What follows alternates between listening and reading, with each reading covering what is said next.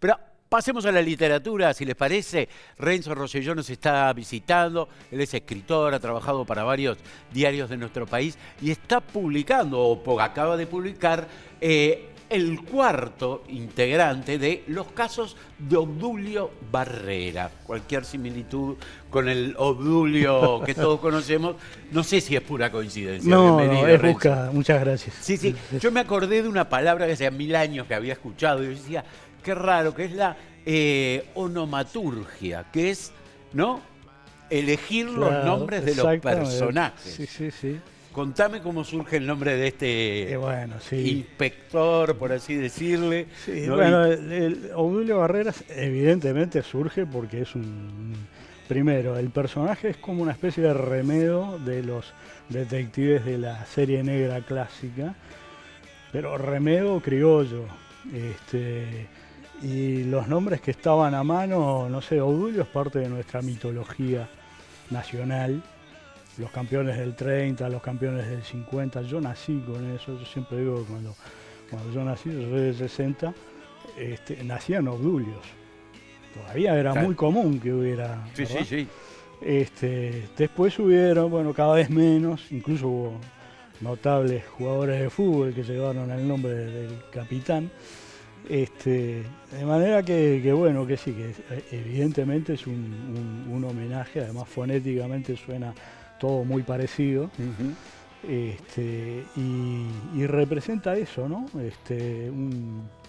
De algún modo Barreras es como una especie de buscavidas, un ex policía, luego ex convicto también, un hombre que ha tenido como varios tropiezos en su vida, en su historia personal, pero a través de él lo que hago en realidad, en el ciclo de... son 4 novelas cortas y este último libro que son relatos. Yo lo que hago en realidad, estas historias lo que buscan es hacer como una especie de crónica de Montevideo también, ¿verdad? O de los rincones menos visitados de Montevideo, los menos turísticos, Sí, sí, si sí. querés. El otro Montevideo, el lado B. El lado B, el más oscuro generalmente. Y abarca, bueno, estas historias yo las empecé a escribir a fines de la década de los 80, así que imagínate que hace muchos años. Y sigue hasta los 2000, primeras 2 décadas de los 2000, y trata precisamente de retratar los cambios que han ido teniendo lugar en nuestra sociedad montevideana, ¿verdad? Y en la ciudad. Bueno, ayer comentaba, ¿no?, Marcel Queroglián, en un artículo, él decía, ¿no?, que en el carnaval de antes Claro. había gente, ¿no?, había artistas, había gente que tenían un oficio y otros que venían de ámbitos no muy legales y Totalmente. convivían todos. Claro. ¿Verdad? Lo que hacían el resto del año, bueno, pero el carnaval estaban todos Porque el bajo carnaval mismo... también tenía otro significado. Era, no quiero decir, no quiero entrar en una polémica, No, claro. además es un tema que yo no frecuento, simplemente soy un espectador, un degustador de las buenas cosas del carnaval, nada más. Pero el carnaval hace muchos años se vivía de otro modo. El ir al tablado era parte de un ritual muy propio de todos quienes vivimos en barrios. Sí, sí, sí. Yo nací con mi vieja, sobre todo, que le gustaba mucho la murga, me llevaba al tablado. ¿Qué tiene Renzo? ¿Cuáles son las características de la novela negra? Bueno, la novela negra es, por decirlo rápidamente, es parte de la novela policial clásica, ¿verdad? A principios de las primeras décadas del siglo XX. Yo creo que a partir de la crisis del 29, sobre todo, empieza a surgir un grupo de autores, y en Estados Unidos concretamente, que es donde cobra como un vigor y nace verdaderamente este género, lo que hoy conocemos como novela negra, ¿no?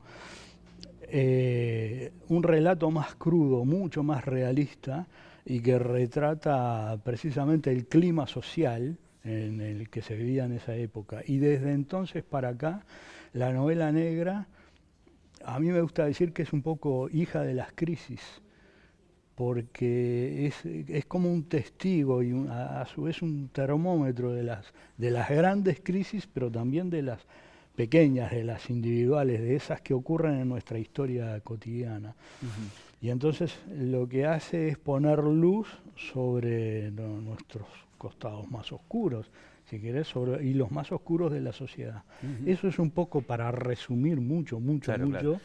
lo que yo entiendo al menos por Novela Negra. Todos estamos formados culturalmente por ese tipo de literatura, por la televisión, Sí, donde claro. desde Los Intocables, Sí, pasando sí. por La serie y todo, el cine. el cine, por El supuesto cine, que sí. Este, eh, pero ahora todo aquello que tiene que ver con el submundo, con el AMPA, podríamos decir, hoy se lo llama inseguridad y está bastante teñido de sangre, ¿no? sí, De gente inocente. lamentablemente sí. Estamos hablando del narcotráfico Sí. permanentemente. ¿Esta novela negra se separa de esa realidad? No, al contrario, no, no. Aunque vamos a puntualizar algo. Estas historias, nosotros en este momento estamos viviendo como una escalada muy peculiar de todo este problema criminal que tenemos, que es creciente y que lo veíamos, yo lo vi crecer, digamos, a partir del registro periodístico en la crónica de Claro. todos los días durante muchísimos años. Escribiste sobre ello. Escribí sobre eso en diarios, haciendo la crónica todos los días. Y vi aparecer el narcotráfico como un problema cada vez mayor. Y hoy tienen los grupos criminales un peso definitivo y un poder y una influencia que no tenían hace algunos años atrás. Ujú.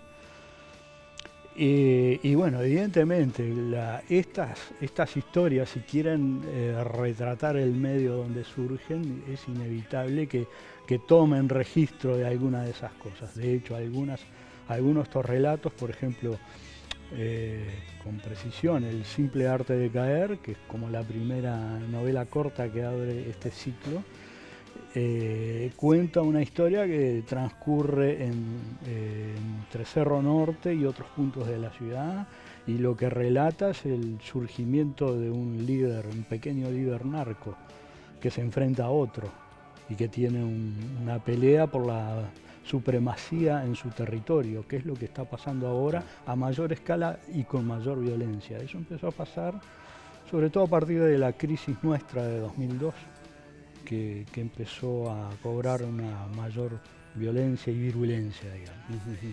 Eso sí se está viendo y es materia de este tipo de historias, Claro. inevitablemente. Yo me preguntaba si se podía hacer literatura con eso que nos impacta La tan literatura directo, y es se como nutre de la la realidad. industrialización de la violencia, Sí, porque ya no sí. es uno contra el No, detective, no, no, sino que es forma parte hasta de, no. se dice que de la política, del fútbol, En todos ¿no? lados. Es- Es un fenómeno, lo que pasa es que nosotros lo vivimos como nuevo, pero en el resto del continente tiene historia, mucha Sí, sí, historia sí. atrás. Por Eh, suerte acá todo llega tarde. Llega tarde y tenemos otra historia y otras fortalezas, afortunadamente todavía Ujú. institucionales, y otros resguardos que creo yo, al menos así lo he visto en el periodismo, desde el periodismo, que todavía nos protegen, pero esas organizaciones van carcomiendo precisamente toda la matriz Ujú. institucional de los países, ¿no? Como periodista, Mm, ¿tu imaginación se nutre de sí, tus experiencias? necesariamente. Porque el periodista ve mucho más que lo que sale al aire o lo Y que se sí, escribe. es que sí, sí, El sí, periodista llega al lugar, sí, sí, se entrevista, ve a los familiares, a los que sufren, a los que no saben qué pasó, a las exacto. policías, a las científicas. Después al aire o escrito irá una parte. Uno puede escribir aquello que tiene verificado y constatado, ¿verdad? Con sus fuentes, con la constatación de hechos, en fin. Eso es lo que podemos escribir, es aquello que podemos de algún modo sustentar. Evidentemente quedan atrás historias y sí, tú señalabas las víctimas, el costado humano que muchas veces en el trabajo de un periodista no cuesta hacerlo aparecer, porque a veces el espacio de una crónica es muy limitado, ¿verdad? Y ahí precisamente queda toda una materia y una calidad de verdades humanas que el periodismo tal vez solo pueda rozar o aproximarse, que es lo que hacemos en nuestro trabajo todos los días, pero la literatura puede, con sus herramientas propias, aproximarse de otro modo y echar como una luz, si bien como más oblicua, más profunda sobre las cosas y tratar de acercarnos a otro tipo de verdades. ¿Verdad? Todo por nada, entonces, es esta colección de relatos. De los Los relatos, este ciclo de novelitas que están todas en el sello de Cosecha Roja, empiezan con El simple arte de caer, 100 veces muerto después, El verdugo escondido, Todo por nada y ahora Papeles viejos, que viene a completar con historias, con cuentos, relatos más cortos, digamos un poco la biografía del personaje contando otras historias más anteriores. Y Malandros pero buenos, ¿qué es? Bueno, esa es una muy buena idea, tanto del sello Un Estuario, que propone para la Feria del Libro lo que llaman una cata de ficciones, con una serie de charlas con grupos de autores. En este caso, el que a mí me convoca es junto a mis queridísimos colegas Cecilia Ríos y Pedro Peña, que también son autores de novela negra e integran la colección de Cosecha Roja, y con la gente del Club de Lectura A Quemarropa, que son muy cultores y lectores del género, tanto local como internacional. Nos invitan a una charla y un poco para ver cómo se desarrolla precisamente este tipo de novela, este tipo de literatura acá en nuestro país, que ya, dicho sea de paso, esta colección tiene más de 10 años de existencia y tiene una lista enorme de autores y de libros que son fantásticos, son distintos entre sí, pero son como miradas distintas y complementarias sobre esta realidad, precisamente. ¿No? ¿Cuándo va a ser entonces y dónde? Esto va a ser el sábado que viene en la Feria del Libro, en la sala 300 años de la Intendencia. A las 6 de la tarde vamos a estar allí, es la cita para charlar con esta gente. Recién mostramos entonces en pantalla la tapa del libro Papeles Viejos de Renzo Rosselló. Un placer tenerte aquí, conversar contigo y bueno, hacer este ida y vuelta bien interesante. Gracias. Encantado.